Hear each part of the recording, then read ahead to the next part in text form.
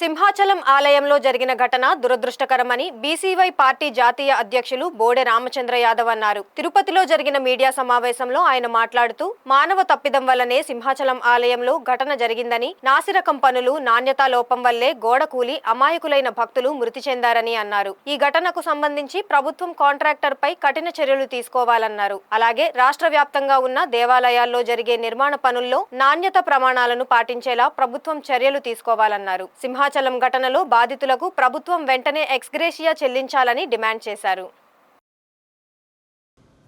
అక్షయ తృతీయ సందర్భంగా ఈరోజు సింహాచలం అప్పన్నకు జరుగుతున్న చందనోత్సవం కార్యక్రమంలో పాల్గొనడానికి విచ్చేసిన భక్తులపైన ప్రమాదవశాత్తు గోడ కూలి సుమారు 9 మంది భక్తులు మరణించడము చాలా దురదృష్టకరమైన సంఘటన. ఈ సంఘటనలో మరణించిన భక్తుల ఆత్మకు సద్గతులు కలగాలని, అదే విధంగా ఈ ప్రమాదంలో గాయపడిన అందరూ తొందరగా కోలుకోవాలని, మరణించిన వారి కుటుంబ సభ్యులకు మనోధైర్యాన్ని ప్రసాదించాలని ఆ స్వామి వారిని కోరుకుంటూ, ఈ రోజు జరిగిన సంఘటన చాలా దురదృష్టకరమైన సంఘటన. గతంలో మనం చూసాము, వైకుంఠ ఏకాదశి సందర్భంగా స్వామివారి దర్శనానికి విచ్చేసిన భక్తులలో కూడా తొక్కిసలాట వల్ల చాలా మంది భక్తులు చనిపోవడం జరిగింది. ఈ రోజు సింహాచలంలో చందనోత్సవ కార్యక్రమానికి వేలాదిగా భక్తులు వస్తారని తెలిసినప్పటికీ కూడా ప్రతిష్టమైన ఏర్పాట్లు చేయాల్సిన దేవస్థానం యాజమాన్యము, అదేవిధంగా ప్రభుత్వము కేవలం 20 రోజులకు ముందు నాణ్యత లేకుండా నాసి రకంగా అప్పటికప్పుడు గోడలు నిర్మించడము, ఆ గోడల్లో కూడా ఎటువంటి ప్రమాణాలు లేకుండా నాసిరకంగా నిర్మించడము, వేలాదిగా భక్తులు వస్తున్నప్పుడు ఎటువంటి జాగ్రత్తలు తీసుకోకుండా ఈ విధంగా పర్వదినాలు జరిగినప్పుడల్లా ఏదో ఒక సంఘటన జరగడము, భక్తులు ప్రాణాలు కోల్పోవడము చాలా దురదృష్టకరమైన సంఘటన.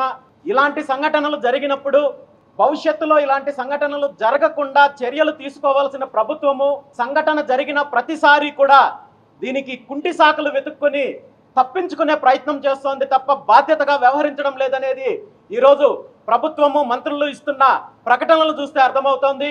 ముఖ్యంగా దీని అంతటికీ కారణము ఏదైతే దేవాలయాలకు సంబంధించి నిర్మాణాల్లో కావచ్చు, అభివృద్ధి కార్యక్రమాల్లో కావచ్చు, కాంట్రాక్టర్లు చేస్తున్న అవినీతి దీనికి ప్రధాన కారణము. వీళ్ళ యొక్క అవినీతి వల్ల వీళ్ళు దేవస్థానం యొక్క అధికారులకు, అదేవిధంగా స్థానిక ప్రజాప్రతినిధులకు అవినీతిలో భాగం కల్పించాలి. కాబట్టి పనుల్లో నిర్మాణాల్లో నాణ్యత లేకుండా నాసిరకం పనులు, నాసిరకం కార్యక్రమాలు చేయడం వల్ల ఈరోజు ఎక్కడ చూసినా ఇలాంటి కార్యక్రమాలు జరుగుతున్నాయి.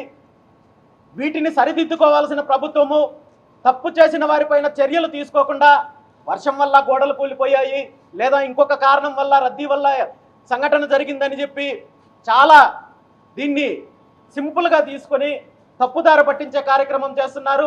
ఇది చాలా దురదృష్టకరమైన అంశము.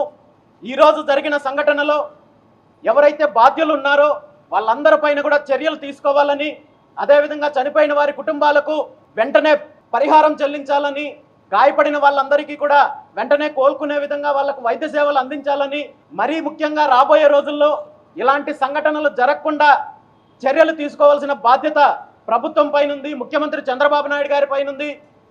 ముఖ్యంగా దేవాదాయ శాఖలో ఏవైతే నిర్మాణాలు చేపడుతున్నారో వీటన్నింటిలో కూడా క్వాలిటీ లేకుండా ప్రతి చోట కేవలం ఇది తిరుపతికో లేదా అన్నవరానికో లేదా సింహాచలానికో పరిమితం అవ్వలేదు. రాష్ట్రం మొత్తం మీద కూడా దేవాదాయ శాఖలో అనేక రకాలైన అవినీతి జరుగుతోంది.